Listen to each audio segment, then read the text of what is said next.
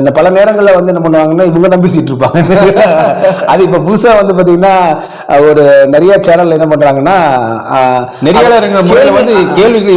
அவரு முக்தார் நினைக்கிறேன் ஒருத்தர் இருக்காரு, அவர் என்ன பண்ணா அவருக்கு கேள்வி நாயகன் பட்டம் கொடுத்திருக்காங்க அவருக்கு. அதே சினிமா துறையில சுகாசினி மேடம் அப்படிதான், அவங்க வந்து யாரு வர்றாங்களோ அவங்க உட்கார்ந்து பேச மாட்டாங்க, இவங்களே எல்லாம் நீங்களா அப்படி இருந்தீங்களா, நீங்க அப்படி இருந்தீங்களா, நீங்க அப்படி இருந்தீங்களா, இவங்க தான் ஃபுல்லா என்ன சொல்றா, நீங்களே ஒரு கேமரா வச்சு நீங்களே பேசிட்டு போவாங்க, எதுக்கு விருந்தாளி கூப்பிடுறீங்க, விருந்தினர் கூப்பிடுறீங்க.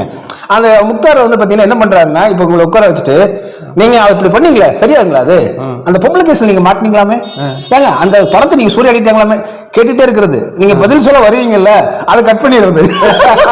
கட் பண்ணிட்டு இந்த கேள்வியை மட்டும் போட்டு கேள்வியின் நாயகனே அப்படின்னு ஒரு பட்டம் கொடுத்துக்கிறது.